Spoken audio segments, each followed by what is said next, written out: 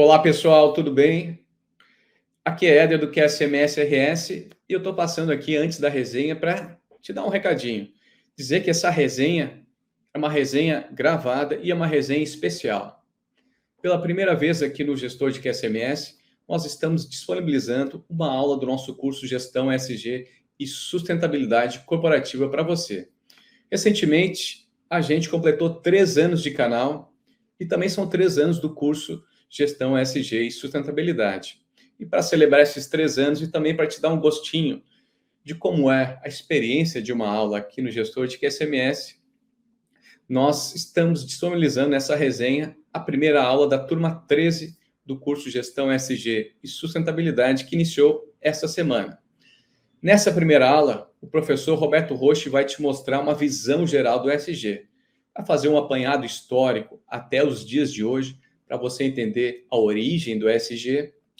Vai mostrar como o ESG vem afetando as empresas atualmente, especialmente aqui no Brasil, e quais habilidades e conhecimentos que você precisa para traçar uma carreira de sucesso nessa área, que tem muita demanda e poucos profissionais qualificados para atender a demanda das empresas. Embora seja uma aula gravada, eu vou ficar aqui de olho no chat e nos comentários de vocês. Então, as dúvidas e comentários de vocês podem virar novos conteúdos e novos episódios de resenhas aqui no nosso canal, ok? Então, quero ver esse chat bombando. E se você decidir dar o próximo passo, ainda restam as últimas vagas no curso de Gestão ESG e Sustentabilidade, nessa turma 13. Coloquei o link do curso aqui embaixo. Depois dessa aula, clica aqui embaixo, conhece melhor o curso. E se fizer sentido para você, se você deseja começar 2024 com uma qualificação que pode transformar sua carreira, conhece o curso e ainda dá tempo de entrar nessa turma. Ok? Não esqueçam de deixar seus comentários, suas dúvidas aqui no chat, que eu vou estar acompanhando também. Um abraço a todos e boa aula. Então vamos lá, gente. Por que eu gosto dessa frase aqui? Porque deixa eu contar um pouco da minha vida para vocês, tá? Depois de 30 anos, mais ou menos, trabalhando nessa área de saúde, segurança, meio ambiente e responsabilidade social enganando mais do que outra coisa qualquer, tá? Eu fui convidado a ser vice-presidente do segundo maior fundo de investimentos do mundo, tá? O Mubadala, em que me chamaram para ser vice-presidente de ESG. Bem, o que era ESG? Nunca tinha ouvido falar. Início dos anos 2000. O salário era tão bom, o PL era melhor ainda, que eu não pude resistir e fui embarquei nessa, né? Levei um ano para entender o que era ISG. Não é fácil não, gente. Por que não é fácil? Não é difícil, não é complexo, não é, mas tem muita subjetividade. O ISG ele é muito específico, ele é muito voltado, e eu vou explicar isso para vocês no decorrer, e as nossas práticas serão em cima disso. Sou formado em engenharia química e em biologia ao mesmo tempo. Tenho mestrado, doutorado e pós-doutorado em gestão de riscos de impacto socioambientais da indústria, alguns específicos de óleo e gás, outros de mineração. E tenho um MBA que foi o inferno da minha vida, que durou 3 anos em Harvard, sobre ISG, no início, no beginning do ISG, quando todo mundo tinha raiva do ISG e gostava de sustentabilidade. Que, aliás, é uma briga que vocês vão ver que é eterna, tá? O pessoal de sustentabilidade está fazendo beicinho ultimamente, porque se eu só falo de ESG, eu estou para escrever um artigo, o Sustentabilidade Não Morreu, tá? Talvez ela tenha se renovado um pouquinho, mas que são duas coisas distintas são, e eu vou, não nesse capítulo de hoje, eu vou explicar para vocês a diferença básica do ISG e sustentabilidade. Para vocês terem uma ideia, eles não dão nem bom dia de manhã na empresa, mas eles caminham juntos. Mas existe muita narrativa, muita confusão do que é ISG, e eu confesso para vocês é natural, porque chegou no Brasil há pouquíssimo tempo, 2020. Para vocês terem uma ideia, eu tinha um ISG há mais de 10 anos no meu LinkedIn, e quando eu voltei para o Brasil em definitivo, em 2020, 2019, 2020, pensei até tirar do meu LinkedIn, porque todo mundo me perguntava o que era ESG, eu não aguentava mais, estava de saco cheio. Mas, graças a Deus, baixou um raio lá, de repente bombou isso de uma maneira tal que ficou, veio com força. ESG é uma coisa antiga, tá, gente? Tem mais de 20 anos. Hoje nós vamos ver a história e a origem do ESG, tá? Então, no meu primeiro 6 meses trabalhando para o fundo, fui mostrar meus KPIs, minhas métricas, né? Em Londres. E tinha essa frase lá na porta da Bolsa de Valores de Londres: não existirá empresa que a sociedade não queira. Não acreditei. Fiquei rindo. Sinceramente, fiquei rindo. Por quê? Cara, você pode não gostar da loja, mas tem quem gosta. E aquela velha história. O que vale é o preço, o mais barato. Se é sustentável, se não é sustentável. Eu tenho 25 anos de África, gente. Uma vez eu levei uma moça de responsabilidade social para a África e ela falou: Roberto, eu queria falar sobre felicidade lá na Libéria. Nós chegamos depois da Guerra da Civil, depois de 11 anos. Se vocês viram aquele filme Diamante de Sangue do Leonardo DiCaprio, eu não sou o Leonardo DiCaprio, mas eu cheguei logo depois na Libéria, quando acabou a guerra. E eu falei: você vai falar de felicidade na África? Felicidade é barriga cheia. Você pode falar de tudo, menos de barriga cheia não vai dar certo. Então são realidades diferentes. E eu não acreditei nessa frase. Agora, com o passar dos anos, nos últimos anos, eu estou começando a acreditar um pouquinho. Mas eu acho ela muito marcante. Eu não sei quem é o autor dessa frase, roubei para mim, até ele reclamar, mas não existirá empresa que a sociedade não queira. Nós estamos caminhando para isso. E o ISG, ele vem corroborando com essa ideia, por quê? Porque o mercado financeiro, que é o pai e a mãe do ISG, começam a empurrar as empresas para prestar atenção em métricas, em KPIs, em assuntos que, no meu caso, para mim foi muita novidade. Eu nunca tinha pensado em governança, tá? Começar a entender o que é governança. Teremos uma noite só de governança.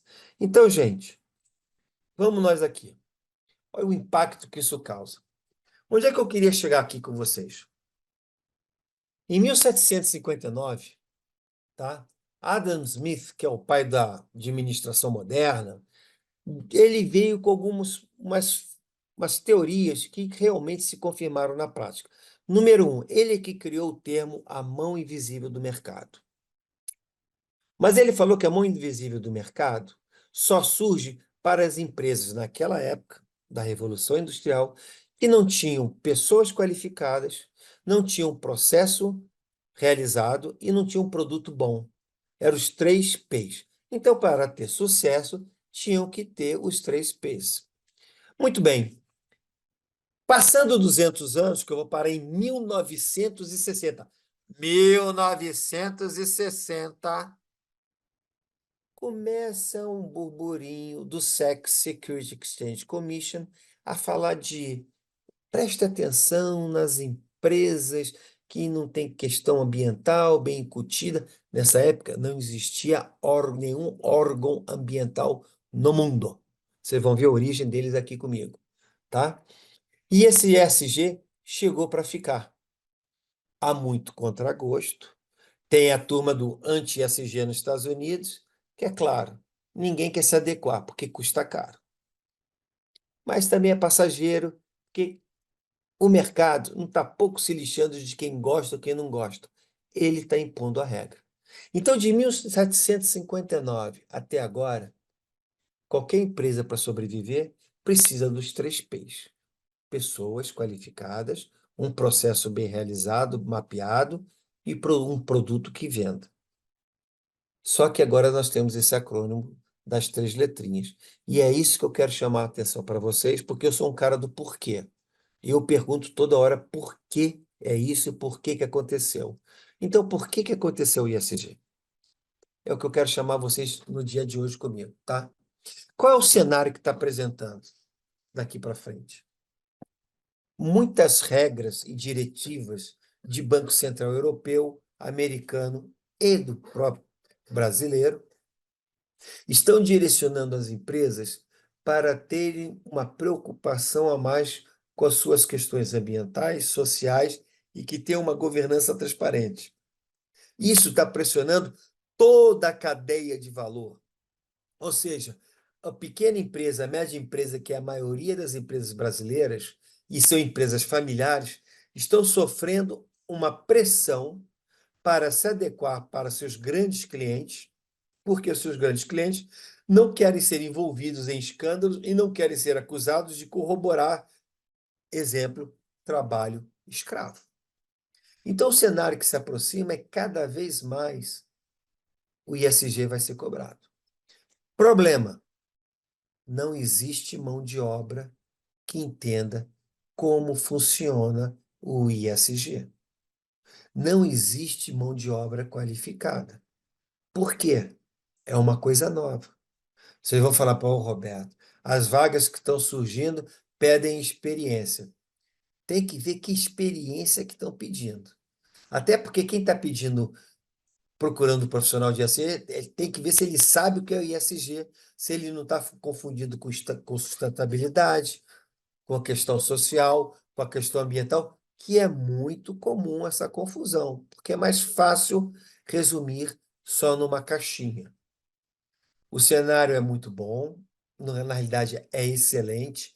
Eu vi esse boom surgir lá fora no início dos anos 2000, mas eu também vi a falta de pessoas preparadas para entender o que são as diretrizes que cada vez mais o mercado internacional, junto com o mercado financeiro, começa a cobrar das empresas.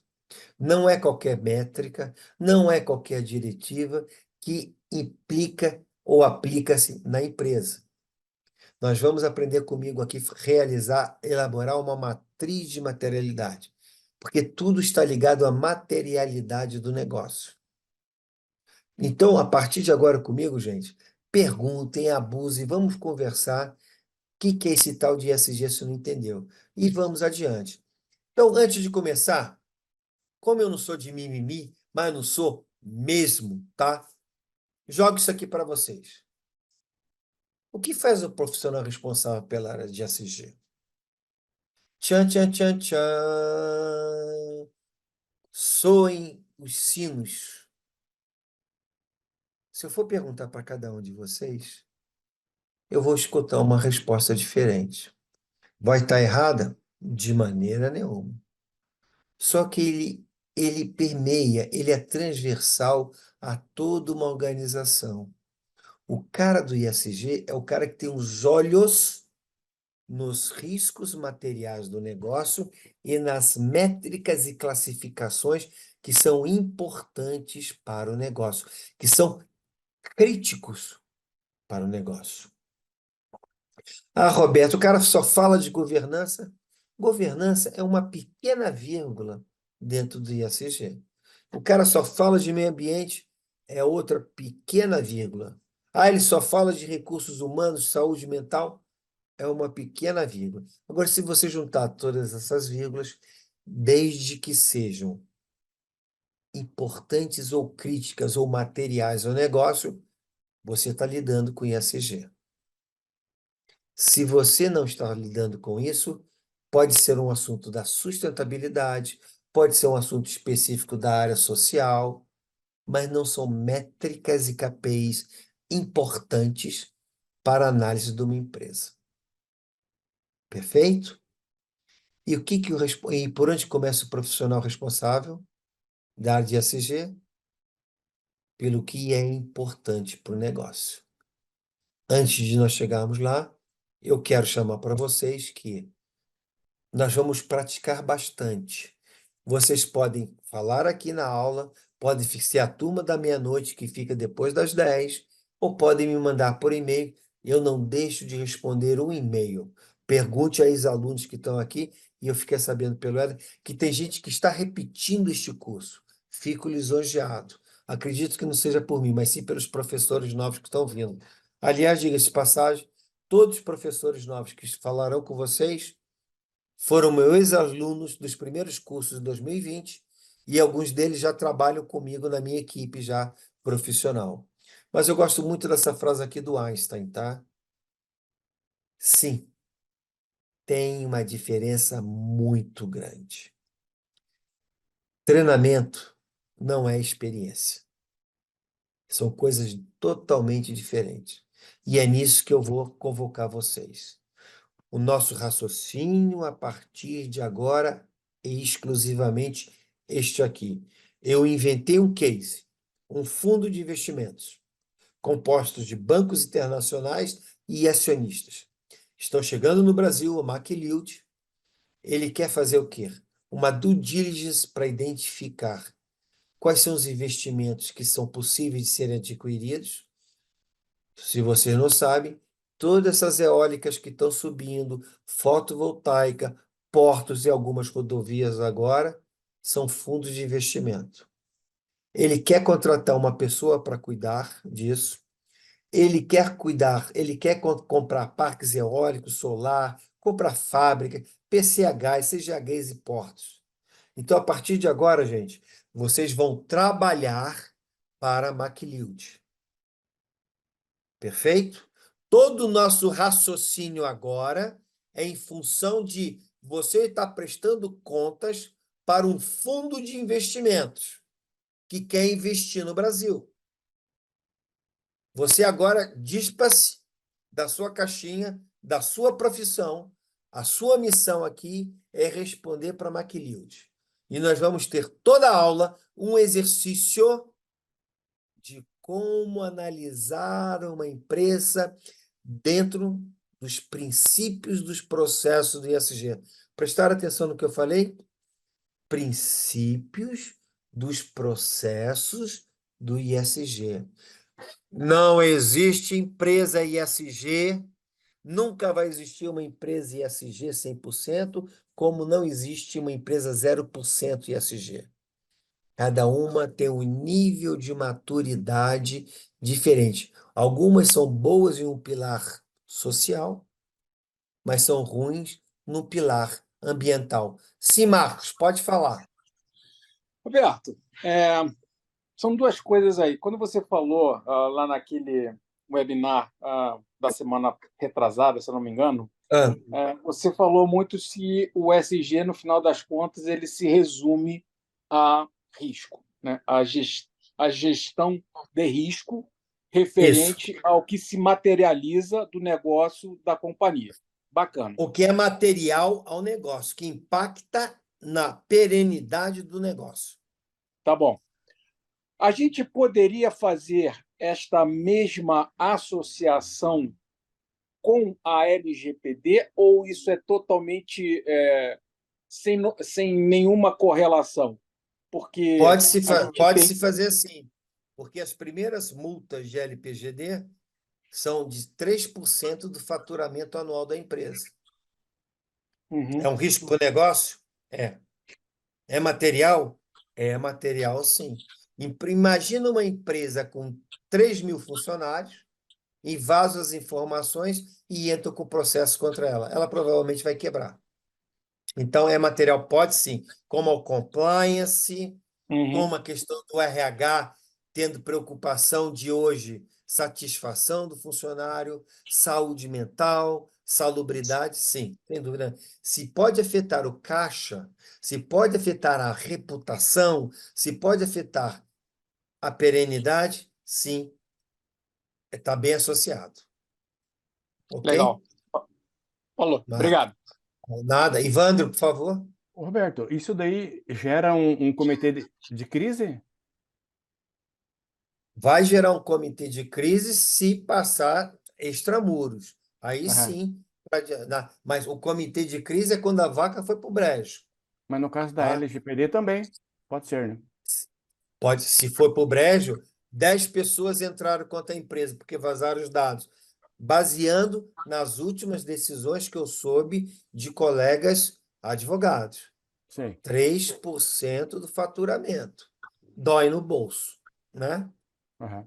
Então, um exemplo, uma empresa que não tem precaução contra isso, ela é um risco muito grande de investimentos. Ok? Então, gente,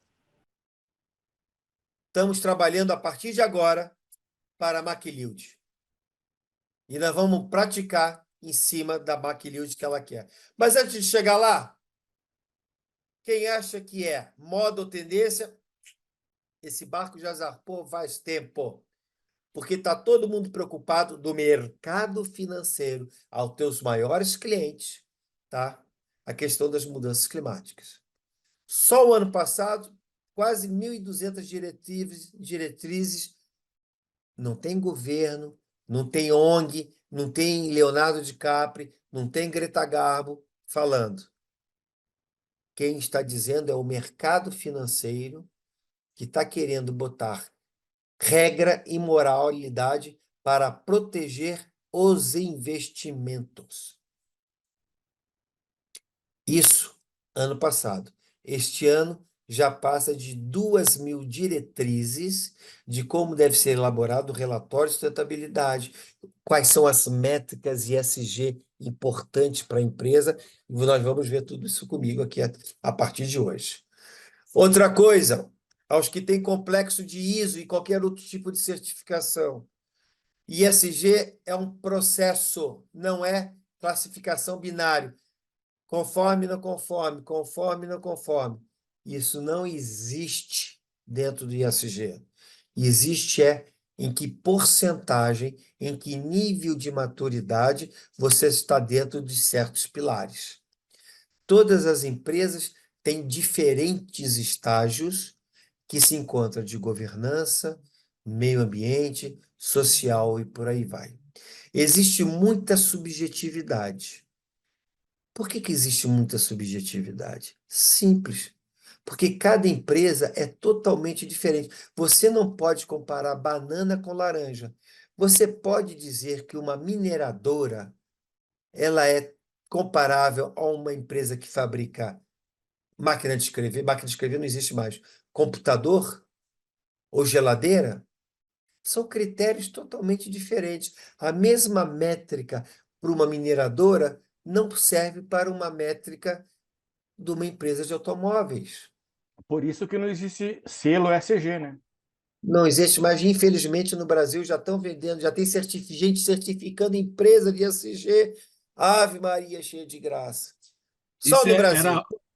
era a próxima pergunta, Roberto. Era a próxima pergunta que isso virou um mercado, né?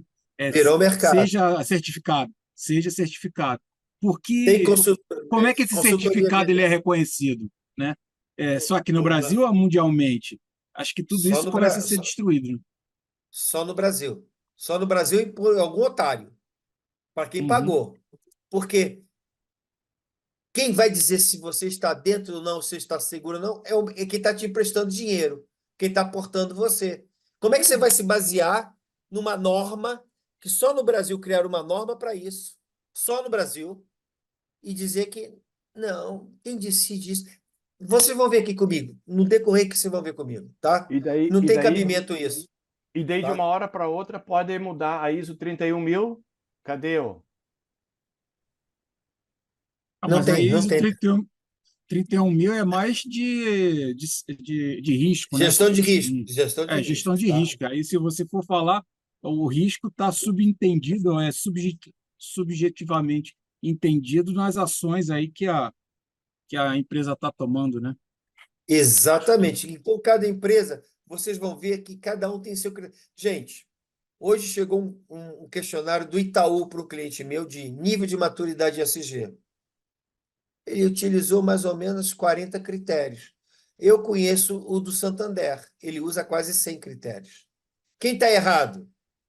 Ninguém. Os caras que vão emprestar dinheiro, gente. Eles é que decidem.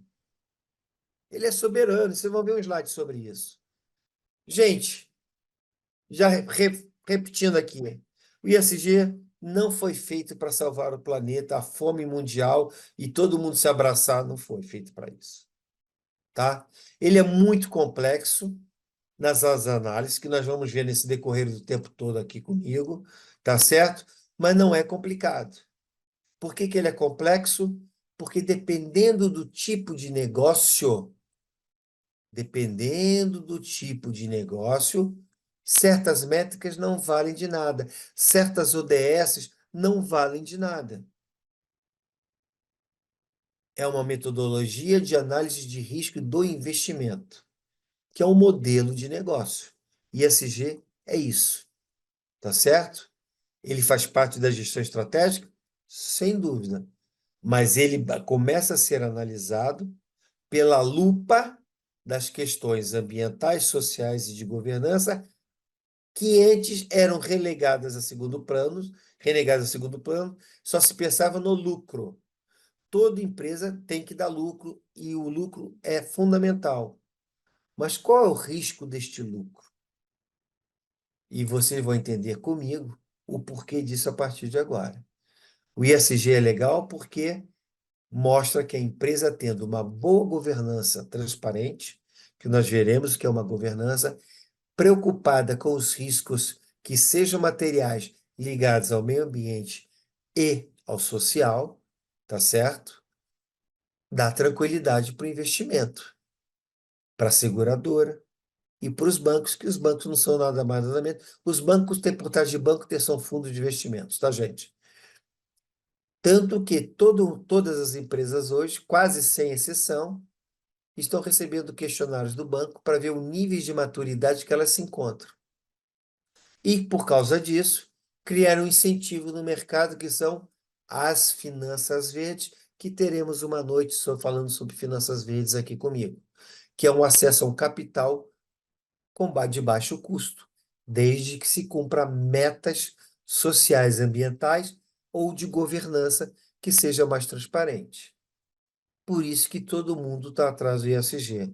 O dono da Monfunfa, o dono do dinheiro, o investidor, o maior cliente e a própria sociedade estão trabalhando conjunto com a mão invisível do mercado, comentada antes do nosso amigo Adam Smith, aquele escocês filósofo, economista e etc, etc, etc. Se não se adequar, vai ter sim a mão da invisível do negócio dizendo para você, companheiro, você não vai mais adiante, eu não vou mais comprar de você. Sim, Paulo, pode falar. Uma dúvida, Roberto, essa questão que você falou, que os bancos, seguradoras, eles já estão pedindo informações, né? Estão mandando questionários para as empresas. Me fala uma coisa, só para eu poder entender o nível que isso está no Brasil. Lá fora, na Europa, me parece que isso já passa a ser alguma coisa mais mandatória, mais obrigatória. No Brasil, isso ainda é uma coisa muito... Está solto ainda, Roberto, ou já Não, passa a não. ser uma coisa mais pesada também no Brasil? Já está bem mais pesado. Por quê? Eu tenho um cliente de São Paulo, que eu passei semana passada lá com ele. Até semana passada, ele tinha respondido 149 questionários de bancos e clientes. E todos já avisaram que a partir do ano que vem, além de responder o questionário, eles realizarão due diligence nas empresas. Tanto que uma empresa italiana, Iveco, agora em dezembro, eu vou acompanhar, está indo na fábrica fazer uma due diligence de ESG. Então, o negócio está muito sério. Está apertando. 149 questionários, só essa metalúrgica de Piracicaba respondeu este ano. E ela agora começa a sofrer due diligence dos seus clientes. Davos. Perguntaram aos CEOs do mundo, aos ministros da economia, quais são os maiores riscos daqui para frente. Os 4 primeiros, meio ambiente. Depois, o social. Olha a preocupação do mercado financeiro com as questões ambientais e sociais. Olha como é que eles veem que a questão das mudanças climáticas, perda de biodiversidade, recursos naturais, realmente afetam o negócio. Passam a ser o foco da economia. Gente, olha o que é importante vocês raciocinarem. E eu vou ficar repetindo isso várias vezes. Não é a Greta preocupada com o ESG, não é o Leonardo DiCaprio, é o mercado financeiro que está preocupado com ESG. Então, cada vez mais eles criam mecanismos, diretrizes, em que obrigam as empresas a se adequarem se querem crédito. Vamos deixar de emprestar? Não. Só que para quem está adequado dentro dos princípios, dos processos do ESG, o juro, que não está, juros de cartão de crédito, que o risco é muito grande. Sim, Graciane, por favor. Roberto, e as cooperativas de crédito, como estão nesse movimento? Estão encaminhando também alguma coisa para os clientes? Como é que tá? Estão desesperadas. Este ano e ano passado eu dei aula de análise de risco socioambiental, eu dou para bancos, tá? E dei para duas Uhum, cooperativas de crédito. Terminei o curso, o pessoal estava quase chorando. Por quê? Porque é o pequeno agricultor, não é isso? Me corrija se eu estiver errado, né? Que é uma empresa familiar. Ele falou, Roberto, como é que eu posso usar esse critério para essas empresas? Eu só posso emprestar até 1 milhão, 2 milhões de reais. Uma das cooperativas que eu dei aula. Eu falei, problema seu. Você vai emprestar dinheiro para um cara que vai plantar o milho dele numa área de preservação ambiental? É crime ambiental, é cadeia. E quem vai pagar isso é você que emprestou dinheiro, que é corresponsável. E não sou eu que estou dizendo. É a legislação nossa ambiental que nós copiamos ipsilíteres do americano, diz que na cadeia de corresponsabilidade paga quem tem mais dinheiro. Se a cooperativa emprestou, ela vai entrar. Depois a cooperativa entra com direitos de regresso naquele pequeno agricultor. É um problemão. O ISG ele mexe com toda a cadeia de valor. Ah, Roberto, e as pequenas e médias empresas? Cara, o que eu posso fazer a respeito disso? Nada. Elas vão ter que se adequar ou a mão invisível do mercado diz tchau. leva. Uhum. Ninguém quer. Já pensou você contratar uma pessoa para trabalhar na sua casa em que ela bate na mulher todo dia? Você vai conseguir contratar essa pessoa? Uhum. Não vai. Então, mas ela é uma pessoa humilde, você vai precisar trabalhar. Eu concordo, a gente vai chorar junto. Mas qual é o risco de você contratar? Que amanhã você está com uma pessoa que foi envolvida. É isso que está acontecendo. Os grandes estão sendo pressionados pelo mercado financeiro. Os grandes estão pressionando as médias e Os- pequenas empresas. Entendi. Tá? Vai haver uma filtração. Uma grande fabricante de refrigerantes no Brasil, mundial, que tem a melhor governança do mundo. Quando chegarmos em governança, falaremos talvez dela, tá, podemos falar.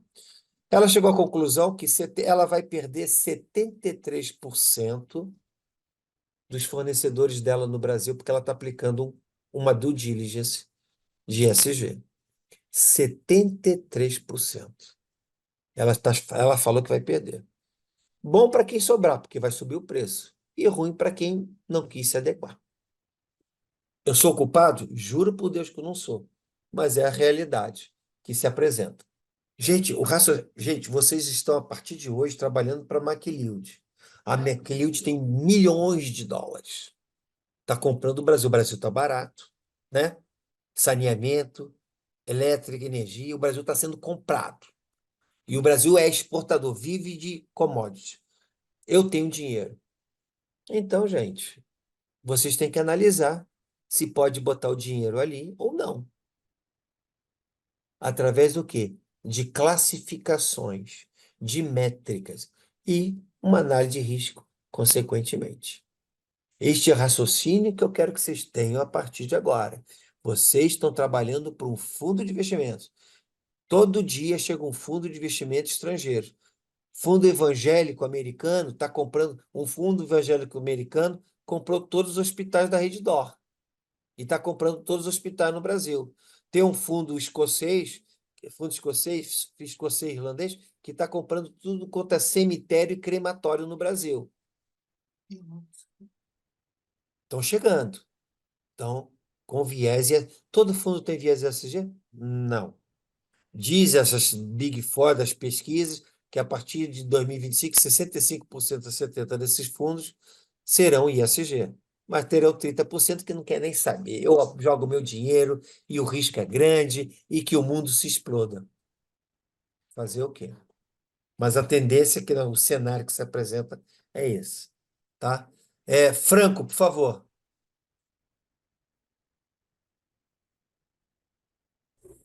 Olá, boa noite. Eu cheguei um pouco Boa tarde noite. aqui na aula, me perdoem Tranquilo. aqui, me atrapalhei. Atrapalhou. Eu só queria expor o seguinte: política ESG, como na minha opinião, começa numa célula bem pequenininha, não corporativa, chamada família. Porque se a gente não plantar essa semente na família, e a família for colocando outras sementes no mundo corporativo, onde nossos filhos vão entrar, eu acho que é secar gelo, na minha opinião. Concordo com você. Eu vou contar um fato que aconteceu comigo, tá? Para quem eu respondia para o fundo, né? Tinham vários clusters que faziam parte do fundo ISG. E tinha um fundo americano, e tinha um Rockefeller, que uma vez me fez várias perguntas específicas sobre aquela empresa que eu estava analisando na parte de gestão ambiental. E terminou a reunião, eu fui falar com ele, né? Ele falou que acho que era a quarta ou quinta geração Rockefeller. E eu perguntei, como é que você entende tanto de ambiental? Não sei mais o que ele falou. Roberto, eu tive educação ambiental na escola desde pequeno. A nova geração de investidores que estão herdando já vem com uma educação ambiental, uma preocupação social. Então você tem toda a razão. Começa de berço mesmo, de família, de educação. Eu até brinquei, tem ex-alunos aqui, eu fui reprovado aqui em casa por uma auditoria ambiental da minha filha. Outro dia eu chamei a amiga da minha filha de japonesinha. Ela me corrigiu. Pai, você está errado. É asiática o termo correto. Então, minha gente, estamos lascados. Para onde correr o bicho pega. Porque todo mundo começa a ser educado e ter uma visão neste sentido. Agora, não podemos esquecer que quem está por trás disso, iniciou, é a turma que quer o retorno deste investimento. E tudo isso começa aqui, onde eu quero chamar a atenção de vocês. Como é que surge a preocupação com os acidentes socioambientais? Vou pegar esse exemplo clássico para vocês. Opal, 1921, acidente de explosão de nitrato de amônio. 47, Texas. De Opal até 2021, quando explodiu Beirute, aconteceram 47 acidentes de empresas armazenadas com nitrato de amônio no seu quintal. Aqui no Paraná, depois do acidente de Beirute, resolveram fazer uma portaria, o órgão ambiental, que as empresas que armazenam nitrato de amônio deveriam fazer um plano de gestão de risco com a comunidade, etc, etc, etc. Descobriram que tinham empresas que estavam sentadas em cima de 9 toneladas de nitrato de amônio. Em Beirute foram 2 toneladas e 800 quilos. Então, no Brasil, nesse exato momento, tem a porção de gente sentada em cima de nitrato de amônio ao lado da sua casa. Vocês emprestariam dinheiro, confiariam suas ações numa empresa que está sentada em cima de nitrato de amônio e não faz nada a respeito? Não tem gestão nenhuma a respeito disso? Todas as empresas que estão aqui na frente, como Beirute, quebraram.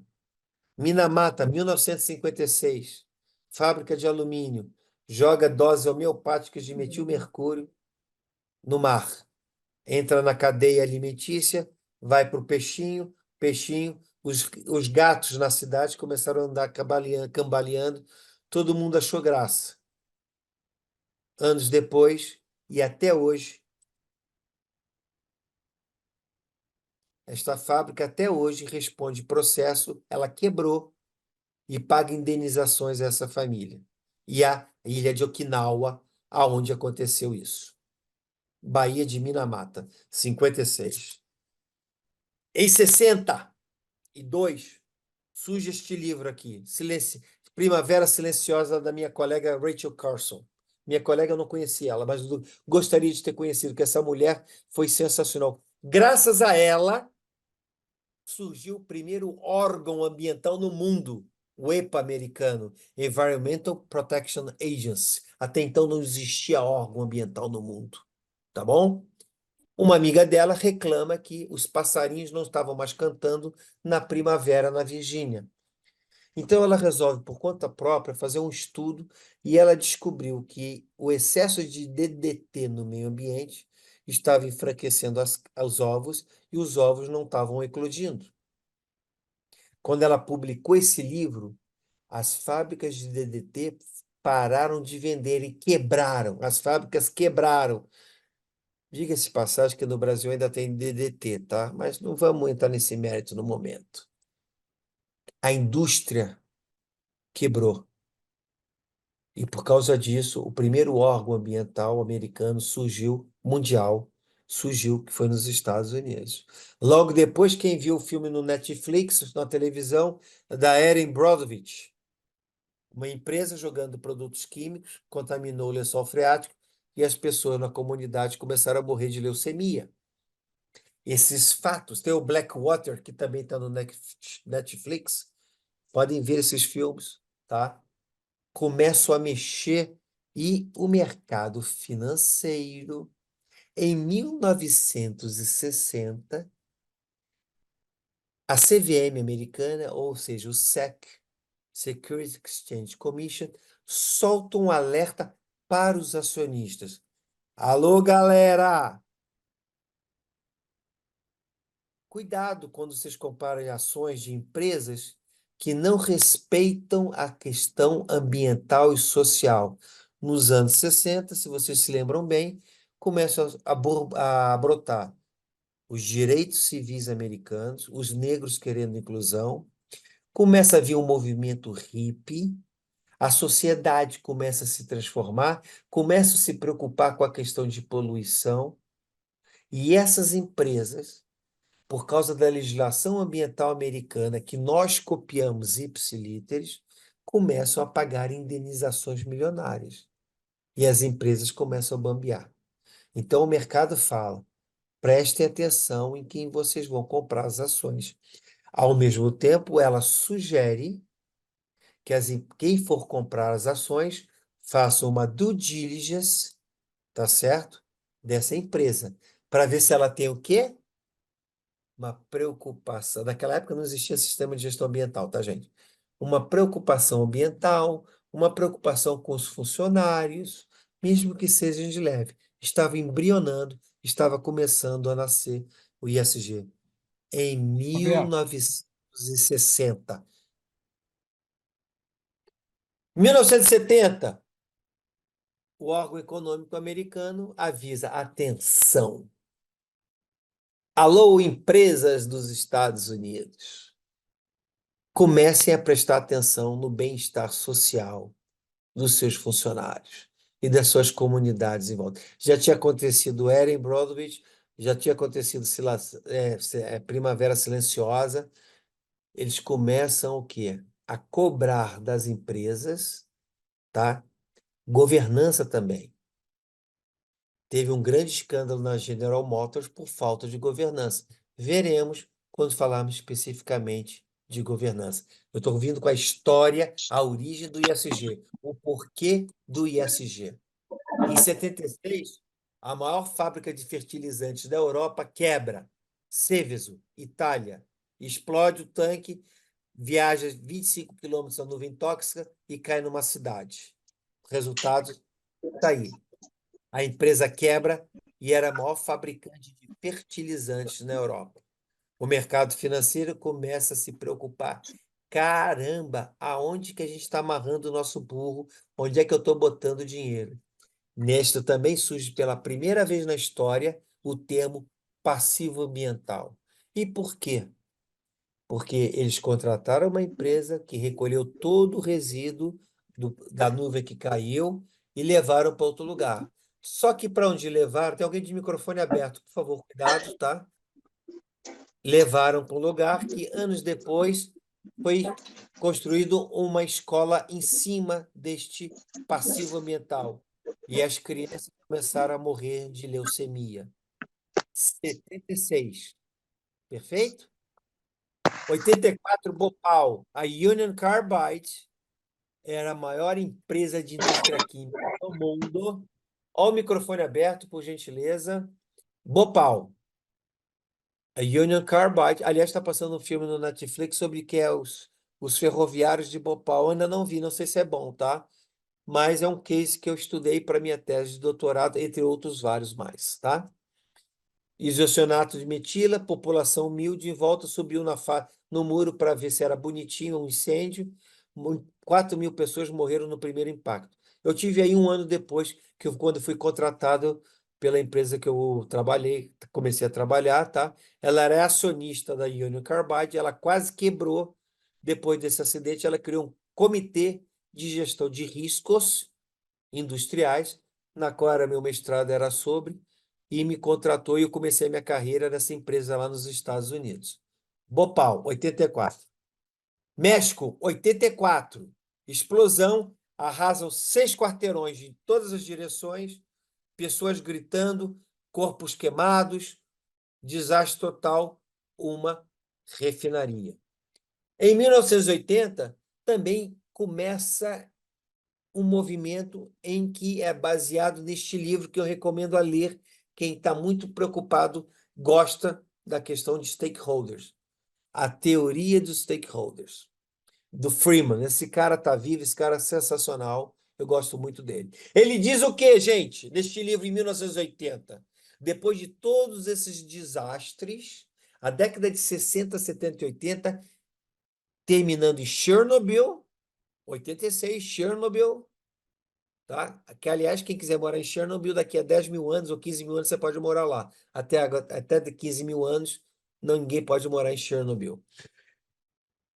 Ele diz exatamente aquela primeira frase do slide de hoje. Empresas, tomem cuidado, que a sociedade não vai aceitar mais vocês da maneira que vocês estão tratando as pessoas e a questão ambiental. A teoria de stakeholders, na época houve uma fofocalhada danada, dizendo que veio para combater um livro do Milton Friedman, de 1960 e poucos, em que ele dizia que o importante é lucro. Mesmo que pise no pescoço da mãe, o importante dá lucro. E este livro é um contraponto que fala: o importante é lucro, desde que se respeite os direitos humanos, as comunidades à sua volta e a questão ambiental. Vocês viram todos esses acidentes, empresas quebrando, acionistas desesperados, veio esse livro. Em 1984, a ONU se reúne e começa a criar várias diretivas e várias regras para instalações de indústrias. Começa a preocupação de consumo responsável. Consumo responsável não é consumir pouco, não, tá? Não me fale essa besteira, pelo amor de Deus. Se consumir pouco, a empresa quebra. Não é questão de consumir pouco. Consumo responsável é reutilizar a matéria-prima, tomar cuidado com os recursos naturais, etc. O termo de sustentabilidade corporativa surge só 10 anos depois, em 1994, com o escocês John Wilson. Então, 84, a ONU começa a botar regras. Organização Internacional do Trabalho começa a formatar tudo isso que nós vivemos hoje. Compliance está aí para dizer isso. Tá ok? Gente, em 87 também tem o famoso congresso com a Brooke Landley, tá? Que fala do futuro. Tudo isso vem acompanhando, tá certo? Antes do acrônimo do usar o ISG. Em 94, nosso amigo escocês, mais um escocês para a história, cria o termo Triple Bottom Line de um livro Canibal com Garfos, tá? Cannibal Forks, em que ele fala que a importância, o tripé da questão ambiental, social e o econômico. Mas não existia o termo governança ainda. Mas claro que governança está ligada à questão econômica também. Uns anos antes de surgir o ISG, quando o Kofi Annan chamou a turma para conversar, era um investimento responsável, SRI, Social Responsible Investments. Só que era focado na parte social. Por quê? O Kofi Annan, palavras dele, que veio de Gana, quando construíram uma rodovia em Gana, a família dele foi expulsa da casa e disseram assim: te vira, vai procurar onde morar. Não houve ressarcimento, problema, não houve questão de construir nada para eles. Isso marcou muito para ele. Então, quando surge o movimento pré-acrônimo ISG, surge só voltado para a questão social. Acontece que aconteceram vários acidentes ambientais. E a equação acidente ambiental igual acidente é igual a impacto social é igual a desastre econômico. Veio o E do ambiental. Logo depois veio os escândalos da BASF e da Siemens alemães por falta de governança. Aí eles trouxeram o G e em 2005, 2006, criaram o termo ISG. Como ter criado esse termo ISG? Criando os princípios do investimento responsável, que teremos uma noite só sobre isso, dos padrões de IFC e princípios do Equador, que é a base do ISG, tá certo?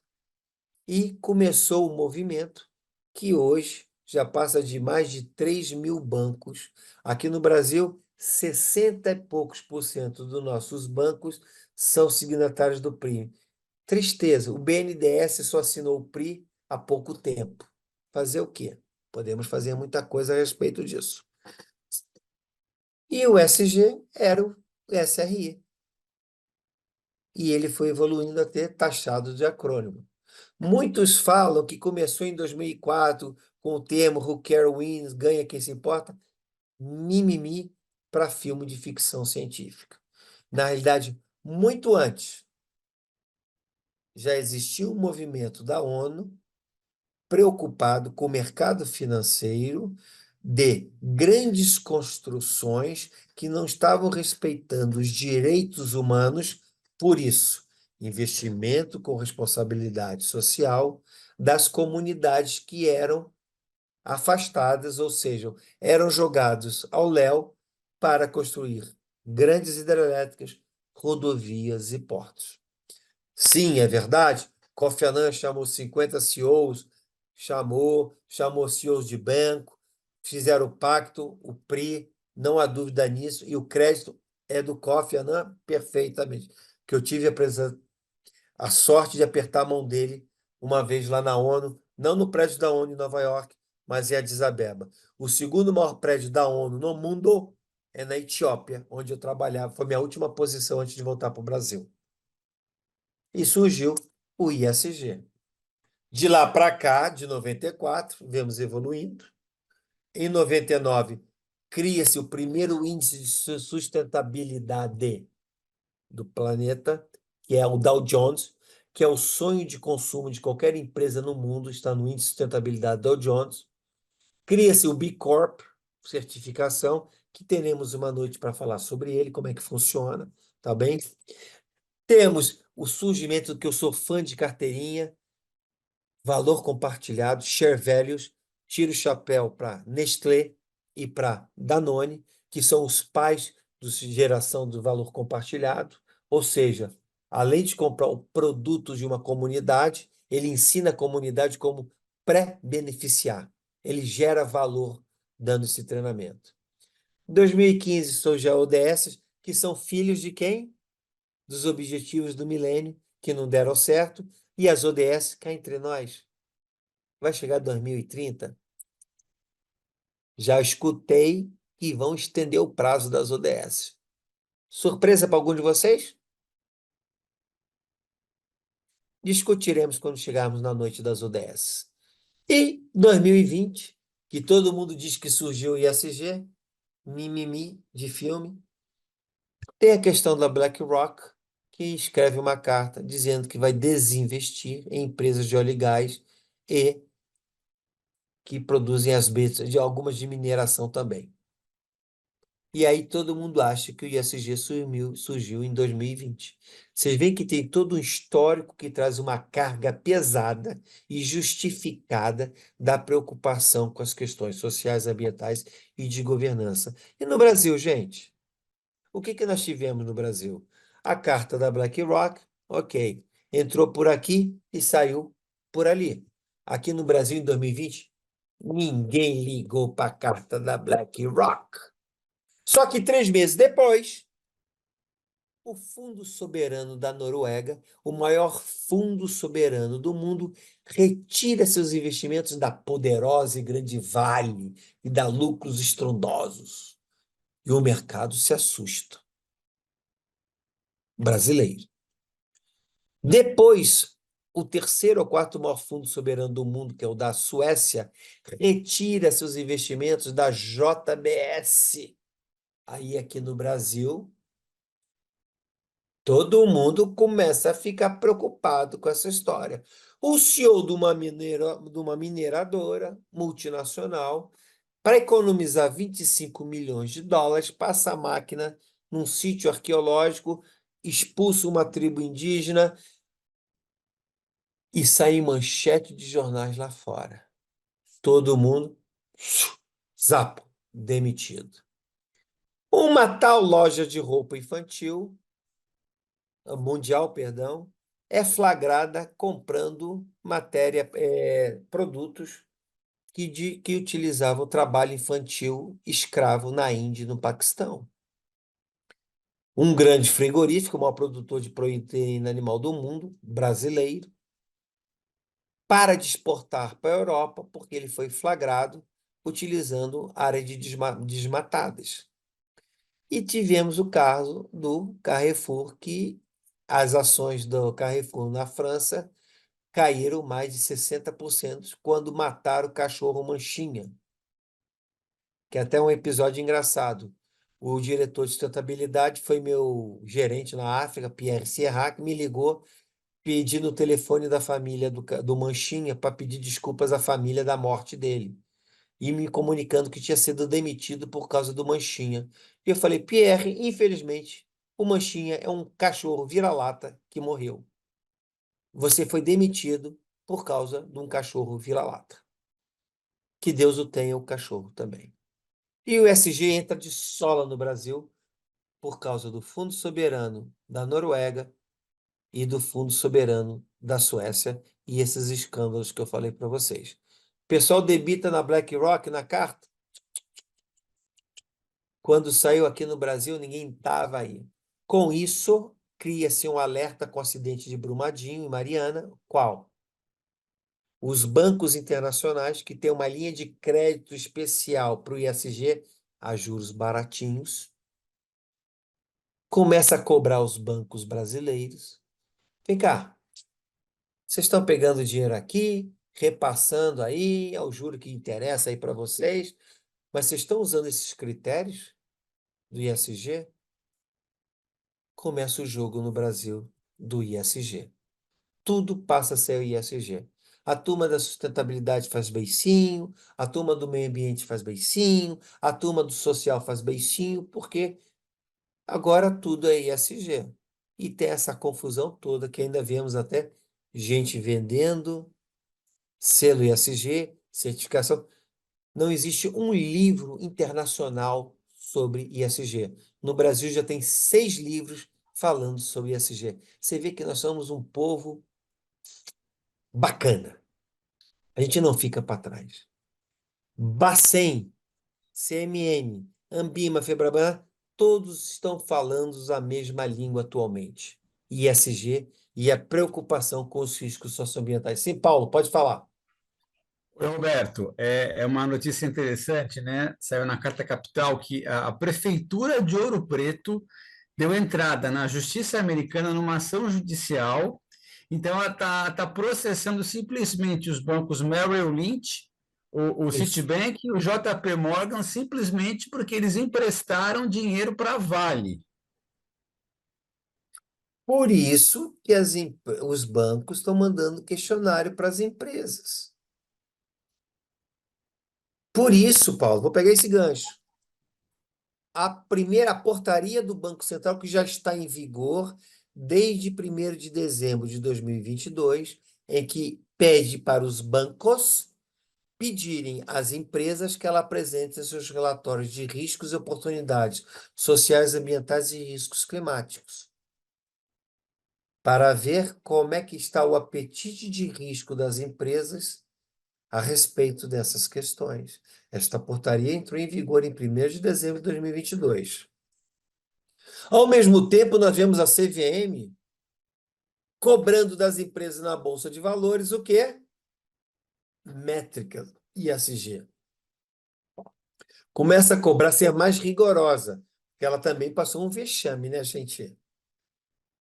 Muitas empresas que estão sendo processadas nos Estados Unidos, brasileiras, estavam no índice de sustentabilidade da Bolsa de Valores aqui do Brasil. E questionaram, que critério é esse que vocês têm aí que põe no índice de sustentabilidade? Para colocar no índice de sustentabilidade, tem que ser outro patamar. Então, a CVM vem forte, cobrando inventário de gases de efeito estufa, folha salarial, diversidade, e agora, nas últimas diretrizes, pedem para as empresas colocarem no seu conselho uma mulher, pelo menos, e uma minoria participando do conselho. Quer entrar na Bolsa de Valores? Quer valorizar suas ações? Começa a seguir essas diretrizes.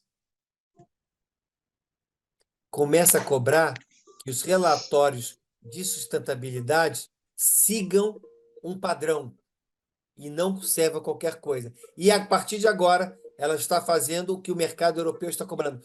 Todo relatório de sustentabilidade precisa ter uma SPO, Second Part Opinion, uma opinião de expert dizendo se é verdade ou não o que está publicado no relatório de sustentabilidade.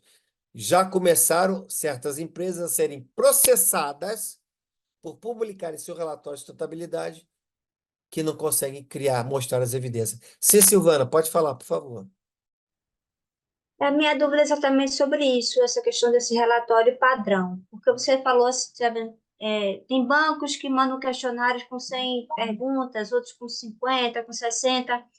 E aí eu estava percebendo que não existia, como se não existisse um esqueleto que tivesse como um padrão, um apoio.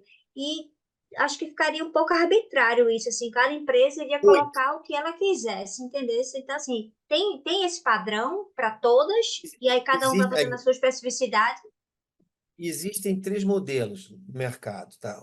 Da ONG GRI, que teremos uma noite sobre eles, tá bom?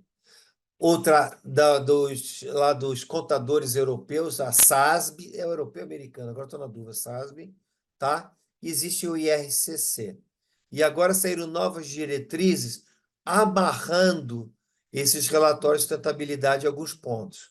Então, começa a ter, sim, um esqueleto de que você é obrigado a publicar. Por exemplo, eu dou $1 milhão agora para vocês, que o Éder vai pagar, ou o Paulo Abrantes vai pagar, de um relatório de sustentabilidade que mostre seus impactos negativos no meio ambiente.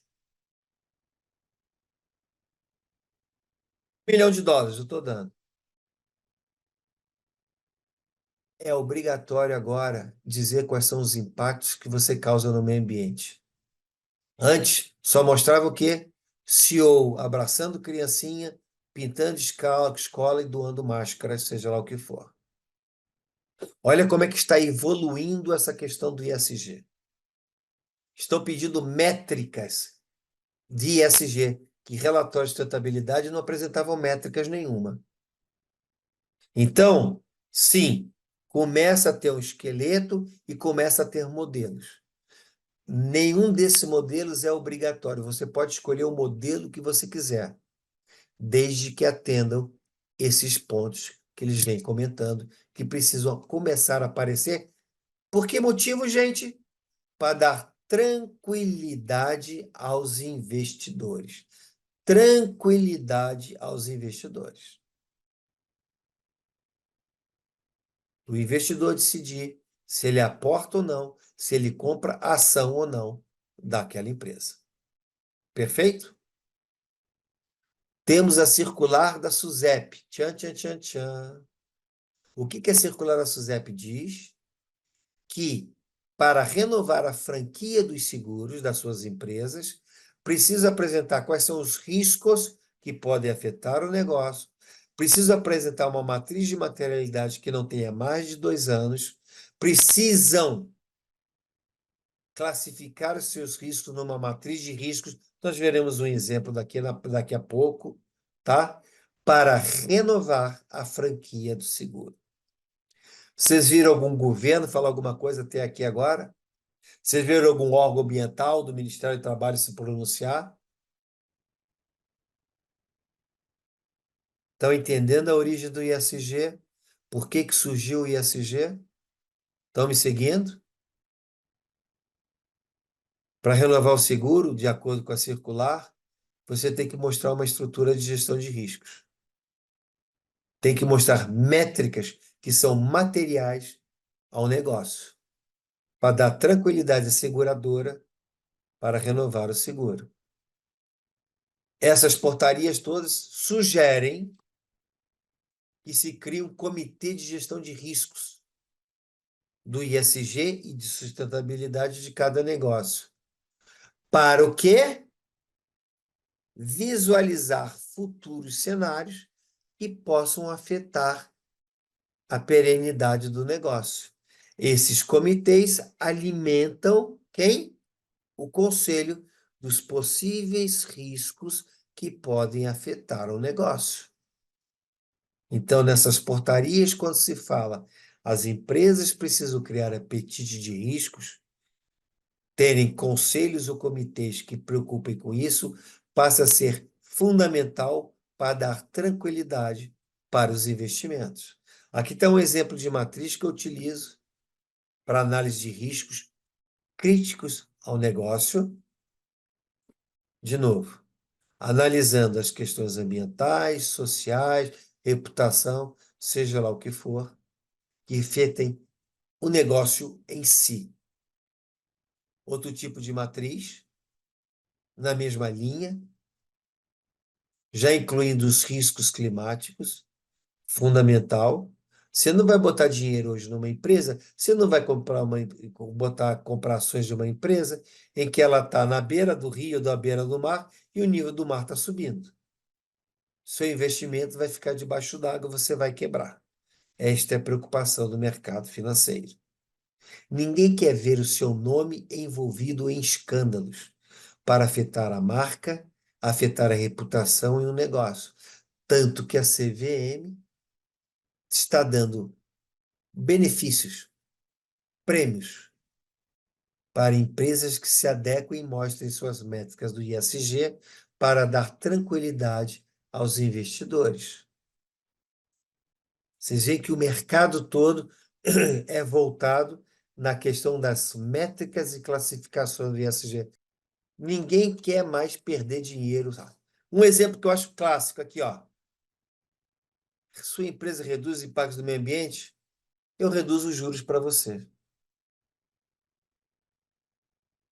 Precisa falar mais alguma coisa? Isso é propaganda do Santander. Mas isso aí não é greenwashing, não? É verdade isso? Não, É isso é verdade esse bilhete? É verdade, e eu vou dizer para você, o do Bradesco é melhor ainda. E o Bradesco está bem restritivo. O Bradesco está vendo se as condicionantes da licença estão sendo entregues no tempo. Se não tiver, ele não dá o financiamento. Eu sei porque eu dou aula para banco, tá? Dava aula para banco. Agora já está todo mundo treinado, cada um por si, lei de Muricy. Mas é assim que está sendo O feito. estado de Santa Catarina, semana passada, o governador Jorginho Melo, ele já anunciou que ano que vem o PRODEC, que é o programa de incentivo para as empresas se instalarem no estado, vai ter que atender as boas práticas ESG. É o mercado, é a mão invisível do mercado ajudando a gente. Exato, graças a Deus. Depois eu Amém. vou mandar no grupo a notícia. Manda, eu não sei dessa notícia, mas eu gostaria de tê-la. Obrigado, tá? Imagina. Gente, então, foi criado o índice ESG na nossa Bolsa de Valores, que já existia na Americana, tá? O Elon Musk foi expulso do índice ESG, mas continua no índice de sustentabilidade, mas é uma fofoca que eu conto depois, porque o ESG, ele agora odeia o ESG, o Elon Musk. Tá bom, ok, problema dele. Tá? Foi criado o índice de sustentabilidade, que soma, né? O índice de sustentabilidade de CO2, que veremos especificamente como cada índice é tratado. Não hoje. Hoje é uma geral de por que o ISG, por que ele é importante para o mundo corporativo. 35 trilhões de dólares hoje são de fundos e bancos que só aportam empresas que estão dentro do ESG. Para 2025, prevê 53 milhões de dólares. Existe qualquer argumento melhor do que este? Por isso que só se fala de ESG, gente.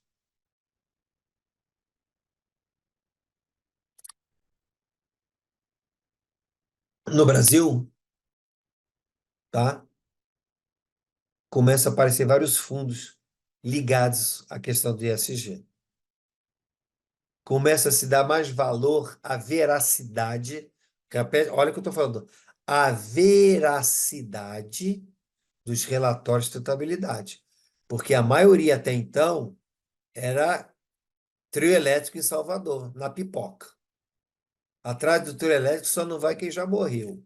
Vale qualquer coisa. Ou a música do Tim Maia, vale tudo. Nem todos os fundos são ESG. PwC, Bryce Waterhouse, tá, diz o quê? Até 2025, 60% dos ativos serão ESG.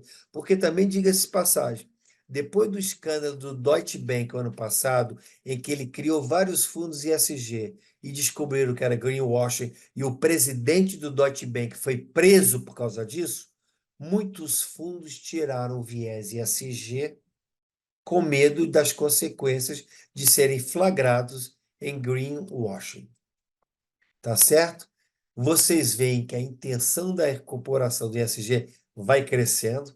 Olha como falou minha amiga aqui agora. Olha como é que 2020 deu um pulo de empresas incorporando ou tendo a intenção de adequar o ESG.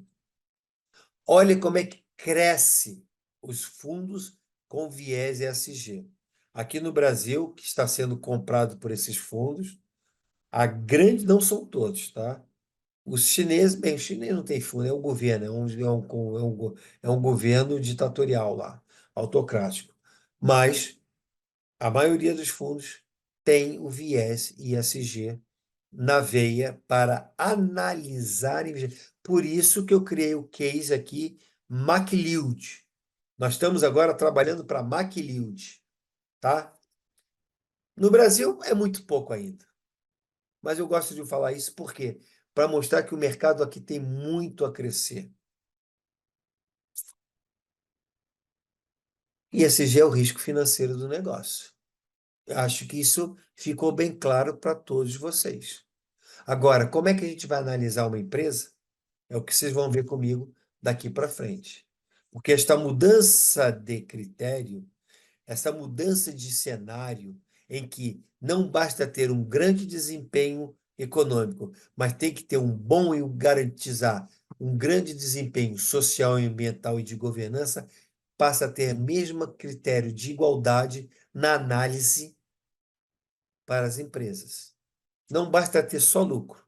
Você tem que mostrar que tem preocupações com as questões ambientais, sociais e de governança.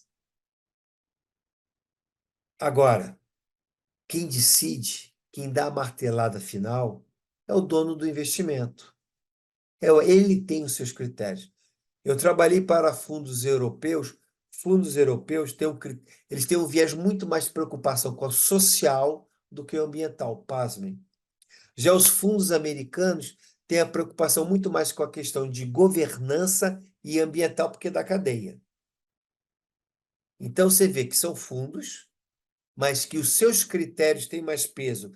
No caso europeu, as questões sociais, e no caso americano, tem muito mais peso as questões de como é feita a governança e como é feita a gestão de riscos de impacto socioambiental, até pelo histórico e pela legislação. Cada um tem o seu critério e tem o seu peso de decisão. É importante frisar o seguinte, que o Adam Smith, quando falou em 1759, que a mão do invisível do mercado existia e ela decide quem vai e quem fica, hoje, quem está decidindo quem vai e quem fica está na mão dos acionistas, que não querem correr riscos, não querem ser pegos em o que as acionistas nos Estados Unidos estão processando a Vale. Parece que chegaram no acordo de 400, 500 bilhões, tá? Poxa, eu esperava receber de dividendo US$ 10.000. Vou receber 5 por causa do acidente de Mariana e Brumadinho? Vocês não viram isso? Vou processar você por causa disso. Pode falar, Ercília. Então, você tem falado, né, que não existe essa questão do Estado, né, nessa questão. Acho que no mês de outubro eu participei de um seminário sobre mudanças climáticas e foram os representantes do Banco Central. E eles falaram, né, de uma comissão de bancos centrais, né, acho que do G20, e esses bancos centrais, eles desenvolveram várias ferramentas para controle ambiental. Ele estava falando do ambiental só, né? Porque essa questão Por causa das mudanças das climáticas, é uma mudanças questão. climáticas. Aí, ele falando das ferramentas para liberação de crédito, né? Que antes acontecia muito no Brasil, de, por exemplo, um produtor rural, ele dá a terra dele em garantia em vários bancos e pegar o financiamento e não ter o comportamento ambiental mínimo exigido em lei. Então, assim, você sabe dizer se existe mesmo assim, se isso foi um comportamento que os bancos levaram para os bancos centrais, ou se essas exigências dos bancos centrais foi que levou isso para o mercado? Exigência do Banco Central, tá? O pai dessa história toda começa no Banco Central Europeu. Tá? Ele é que está sendo bem restritivo, ele é que está dizendo, ó, a partir de agora vai ser assim. E como a Europa importa tudo, ele falou, a partir do ano que vem, a cadeia de valor de vocês vai ser também cobrada, independente de você estar com a matriz em Paris, mas da onde você compra, você tem que fazer uma due diligence de direitos humanos, etc, etc, etc, para o quê? Para viabilizar a sua estadia no mercado comum europeu. Tá, obrigada. A regra está vindo lá de cima. E eu, nesse ponto, eu gosto muito desse rapaz, pô, esse rapaz não, até parece que eu sou mais velho, muito mais velho que ele. Esse presidente do Banco Central. Ele agiu muito rápido, se você pensar bem, tá? Porque essas diretrizes todas vieram de 2020, 2021, do Banco Central. Claro, as do Conselho Monetário Nacional vieram antes disso, mas já havia uma preocupação disso. Nós vamos ver algumas resoluções daqui para frente do Banco Central que já são dos anos 2000, antes, digamos assim, do ISG pipocar, preocupado com essa questão climática. Porque, gente, pensa bem, já pensou vocês botarem todo o dinheiro de vocês numa empresa que amanhã pode estar debaixo d'água? Você já pensou vocês botarem todo o dinheiro de vocês numa empresa que amanhã, por falta de chuva, ela vai quebrar? Todo o seu dinheiro vira pó. E isso causa um caos econômico no mundo. Porque os bancos ficam sem receber, e aí como é que fica? Por que Davos só se fala de mudança climática? Por causa para evitar o caos econômico. Que o caos econômico vai criar guerras civis. As mudanças climáticas são fundamentais. Você acha que uma seguradora vai renovar o seguro de uma empresa que não está preocupado com a questão da pegada hídrica? É loucura! Tudo isso está conectado na parte econômica. Então, gente, óbvio que nem tudo funciona 100%. Aqui está um exemplo clássico. E eu até brinco aqui. A mão invisível do mercado não é tão eficiente. Pega o caso da Braskem, que é detetora do maior passivo que se conhece na América Latina, que é Maceió está afundando, o bairro de Maceió, mas ela está no índice de sustentabilidade porque ela produz o plástico verde. Fora os passivos ambientais que ela tem nas outras fábricas. Então, definir os critérios do ISG Não é tão fácil. A Bolsa de Valores tem o dela. Ela deixa passar a Braskem. Mas nem todo fundo de investimento concorda com isso. E ele discrimina, analisando perfeitamente. Foi o que eu fiz por mais de 10 anos para o fundo de investimentos que eu trabalhei, fazendo uma análise crítica das métricas e critérios e do sistema de gestão que se utilizava para ver se havia ou não perigo de financiar, comprar.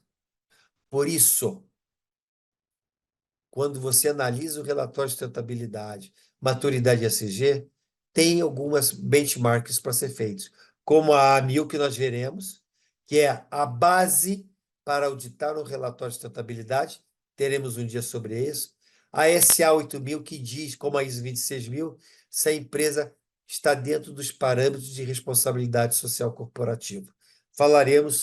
Teremos uma noite para falar especificamente sobre eles. Então, tem comparações? Tem checklist? Tem. Tem métricas a serem utilizadas como benchmark?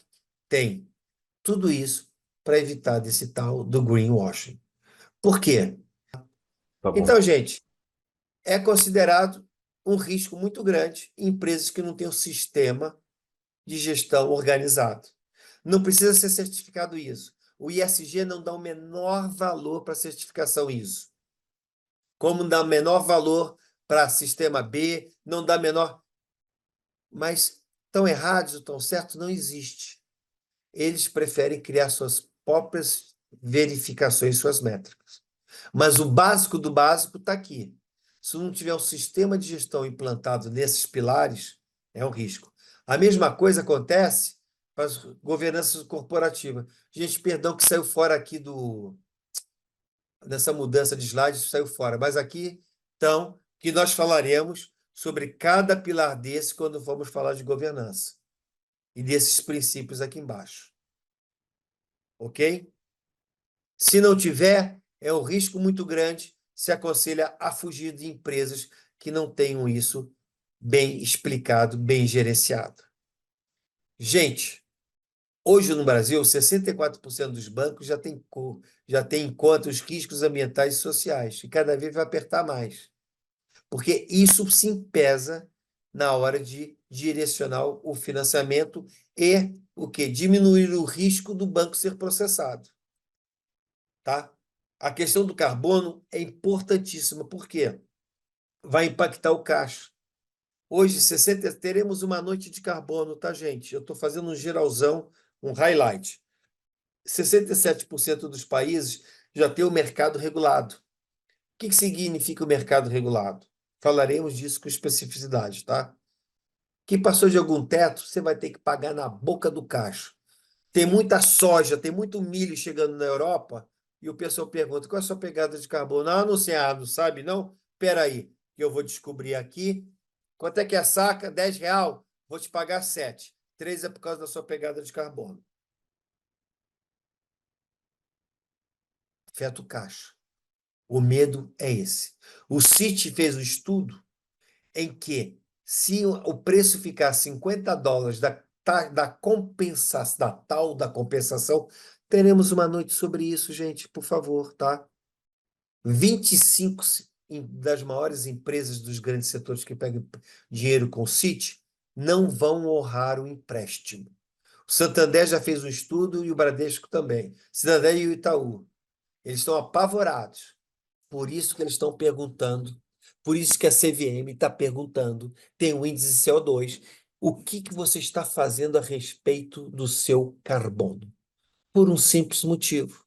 Porque é um imposto que não tem como fugir e você vai ter que pagar, como o agro brasileiro já está pagando em alguns setores.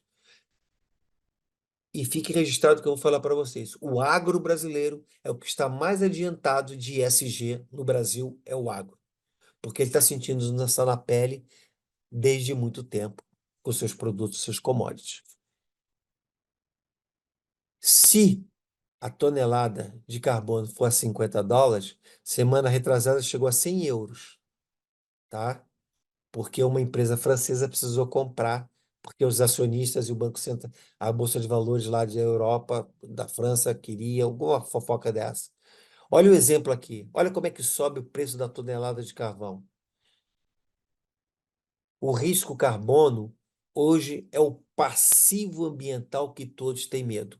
Vocês comprariam ações de uma empresa que está pouco se lixando para a pegada de carbono, que está emitindo carbono para tudo quanto é canto? Vocês comprariam? Botariam dinheiro do bolso para comprar? Acho que não, né? É esse raciocínio que a gente tem que ter com a McLeod. Essa mudança de parâmetro, essa mudança, esse ponto de inflexão no sistema das organizações das empresas começa a aparecer agora. Não só pela mão invisível do mercado, sociedade, mas porque o mercado financeiro entrou na jogada, tipo, eu não quero mais tomar um susto, eu não quero mais perder. Agora, fora isso, tem a valorização das ações, a valorização da marca por respeitar essas questões. Isso está mais do que comprovado já em carteira e até no próprio mercado. Vocês veem que há uma discrepância muito grande de quem está dentro dos princípios dos processos do ISG. Vocês nunca vão me pegar falando que essa empresa é ISG ou não é ISG.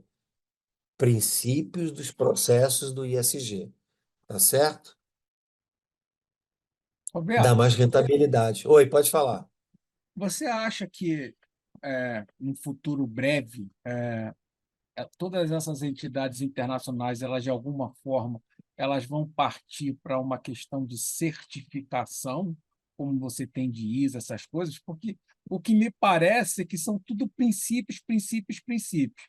Cada um vai pelo princípio que acha melhor, ou que se adere melhor, ou que consegue trabalhar de uma forma mais eficiente dentro da sua empresa.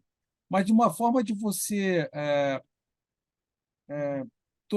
ter um padrão de qualidade, digamos assim, um padrão de avaliação, uma métrica de avaliação global unificada. Você acha que chega a ter uma certificação disso? Não tem como. Se eu precisar de $1 milhão, você vai me emprestar? Quais são os seus critérios para emprestar $1 milhão? Tem vários, né? Você vai ter, pelo menos a tua É... vida financeira vai ter ah, o que você fez, né? Vai puxar a tua Paulo, capivara aí. Vai puxar a exatamente. capivara. Paulo, você me empresta $1 milhão? Vai ser que critérios vai ser os mesmos do Marcos, Paulo? Com certeza vão ser outros e bem mais rigorosos. Ou seja, ninguém vai me emprestar pela cor dos meus olhos. Bem-vindo ao mundo do ISG. Bem-vindo. É assim, então não tem como. Não tem como. Essas diretrizes que estão sendo publicadas pelos bancos centrais, tá? São mais para como se deve demonstrar para os acionistas. Agora, na hora de emprestar o dinheiro, na hora de dar crédito, financiamento, cada um por si, Deus por todos. Eu vou utilizar meus critérios.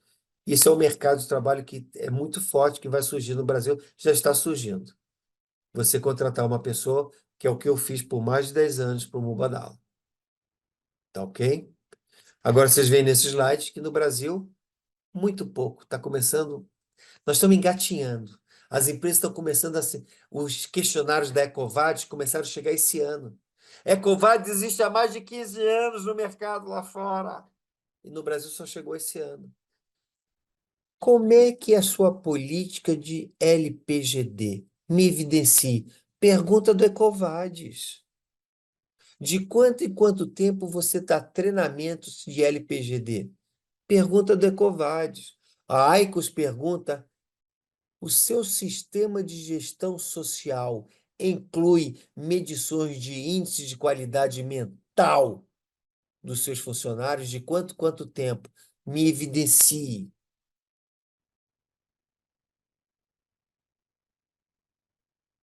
É assim que a banda está começando a tocar.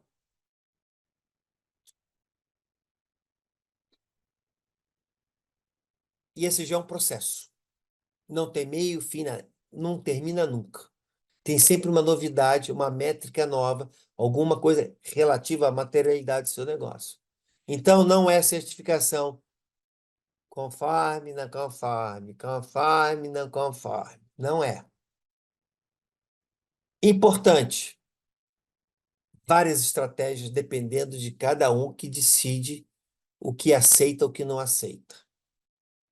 Água é importante para uma indústria farmacêutica? É. Água é importante para um banco? Banheiro e lavar as mãos. Não, não é. Dá para ficar sem água o dia todo. Mas uma indústria farmacêutica precisa de água para produzir. Então, uma é material e a outra não é material. O critério é igual para as duas? Não, não é.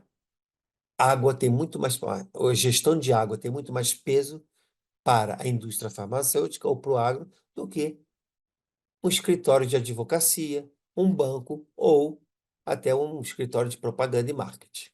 Então, gente, não é só matemática. Temos que ver quais são as métricas essenciais. Temos que escutar os stakeholders para dizer o que é importante para o seu negócio. O que é importante passa a ser um risco que precisa ter uma gestão em cima. É importante que o investidor, ele considera, para ele, no critério dele, como eu falei para vocês, fundos europeus ligam muito para o social. Eu tenho um fundo holandês que está querendo comprar fazendas de café em Minas Gerais, na Bahia, no Espírito Santo. Eu montei o meu checklist, que aliás não é meu, eu trouxe já, que eu utilizei por anos, adaptei ao Brasil. E eles falaram, Roberto, eu quero que você verifique e dê a peso 2 a 3. Se os funcionários das fazendas, os filhos utilizam sapato, estão prestando atenção no que eu estou falando?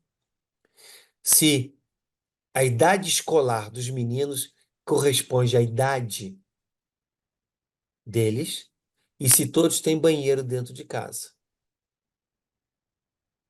O investidor é soberano. É um critério que este fundo holandês está adotando para comprar fazendas de café no Brasil. Vocês estão entendendo o que eu estou falando para vocês? Você nunca encontrar nenhum checklist, nem no Ecovadis, nem no ICRO, nem no Meta, para saber se os meninos, os filhos de funcionários da fazenda, têm sapato.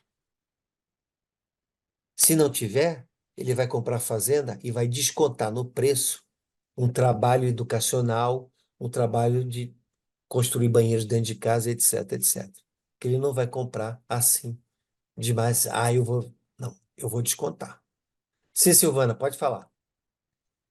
Então a gente volta para aquela pergunta que eu te fiz, né? Cada um vai colocando as questões que acha que é importante, né?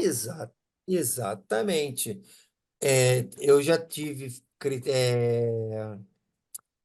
um fundo, era um fundo francês, que ele queria saber a porcentagem de negros e LGBTQIA+P da empresa. Para ele era importante. Por que isso? Porque se ele comprasse aquela empresa, que ele ia comprar, acabou comprando, teria que investir muito em inclusão social. E inclusão social custa caro. Não é barato, não. Você não pega uma pessoa só por causa da cor dela ou da opção sexual dela e coloca no cargo de diretor. Coloca. É assim? É assim? Tem que qualificar. Tem que treinar. Ah, vamos aumentar o nível de cargos de mulheres em liderança. Só porque usa uma saia? Onde é que você vai pegar uma pessoa com perfil que tem que ser treinada, tem que ser qualificada? Isso custa. E demora. Então, cada um é cada um. O investidor é soberano nos critérios dele. Eu quero deixar isso bem registrado para vocês. Tem perguntas iguais a todas? Tem. Mas tem outras que não. Gente, nós estamos na época do capitalismo dos stakeholders. Ou seja, a sociedade, junto com o mercado financeiro, estão de olho no que a empresa está fazendo. Se ela promove inclusão social, ela se valoriza. Se ela proíbe contratar empresas que utilizam o trabalho escravo, ela se valoriza. Se elas não fazem nada disso, ela fica por baixo. Aí entra em jogo a mão invisível do mercado. E ESG, gente, não é Não é, não é. Peraí, opa, peraí. Cadê você? Cadê? Ah, ok. ISG não é filantropia e caridade. Não é um produto final. Não é rotulável. Não é só números, tá? E não é sustentabilidade corporativa. ISG é um processo de avaliação do risco do negócio.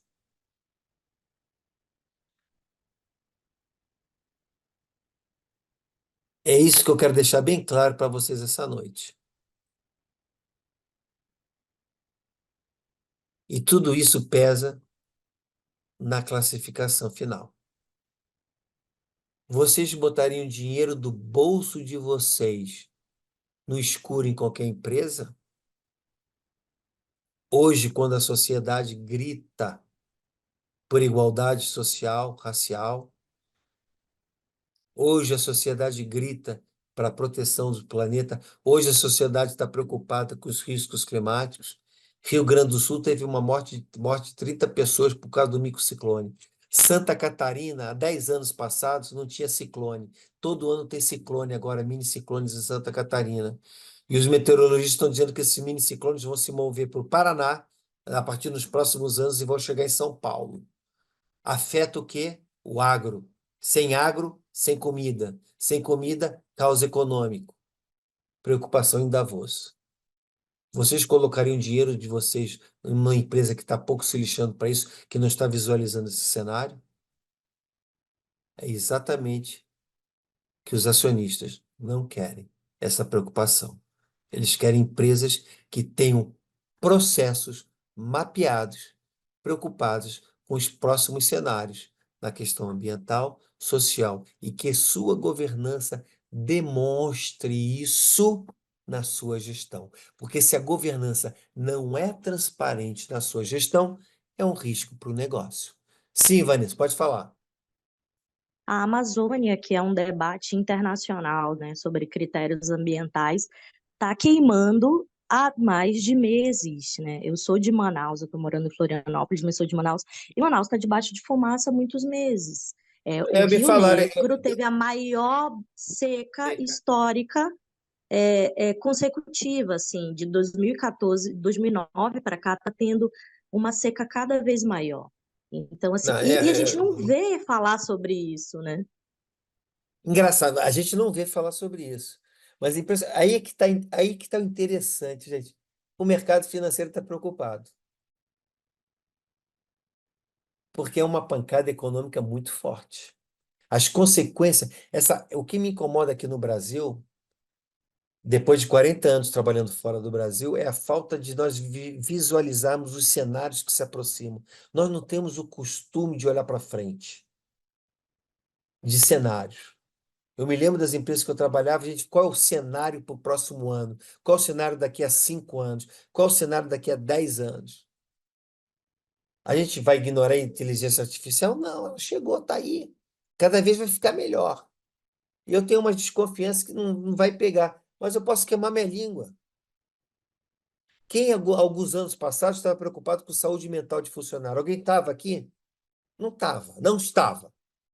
Alguém estava preocupado em cargo de liderança para mulheres há 5 anos passados? Alguém estava preocupado? Não estava. E o que será o ano que vem? Isso afeta a perenidade do negócio. E o ESG, a base dele é analisar as empresas no momento atual e ver e verificar o que elas têm de sistema de gestão para evitar que esses cenários, se acontecerem, como ela vai estar preparada. Nesse sentido, trabalhando para a Maquilude, que vocês estão trabalhando a partir de hoje, tá bom?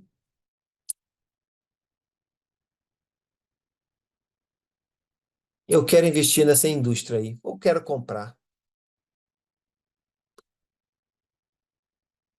Nós não vimos nenhuma métrica ainda específica. Nós vamos começar a ver a partir da próxima resenha nossa, tá?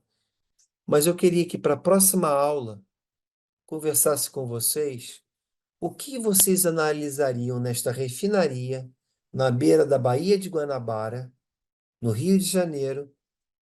Não quero saber se ela dá lucro ou não, esquece, tá? Vamos começar a praticar o ESG entre nós.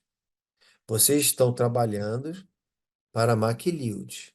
A Maquilud está querendo comprar ou ser acionista dessa refinaria no Rio de Janeiro, na Baía de Guanabara. Quais são os critérios, baseado na formação de vocês, das caixinhas que vocês estão vendo, dos assuntos que comentamos hoje, do que a mídia está falando, quais são os critérios de vocês para avaliar esta refinaria? Eu quero ouvir de algum de vocês, sexta-feira, se quiserem me mandar por e-mail, uma opinião de vocês. Eu tenho 100 milhões de dólares. Melhor. Nós vamos pegar 50 milhões do Marcos, 50 milhões do Paulo. E queremos saber se nós podemos comprar esta refinaria ou ser um acionista dela na Baía de Guanabara, no Rio de Janeiro. Quais são os critérios de vocês que estão me ouvindo para avaliar se eles dois podem botar 100 milhões de dólares aqui? Alguma dúvida a respeito disso? Desse exercício mental?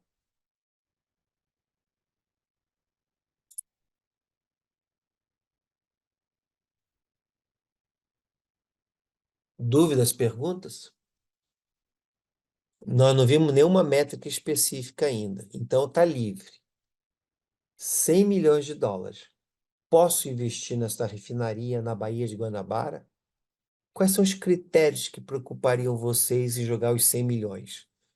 Do bolso de vocês ou serem responsáveis? Porque a Maquilud é um fundo de investimentos como qualquer outro que chegou no Brasil. Ela quer investir no Brasil.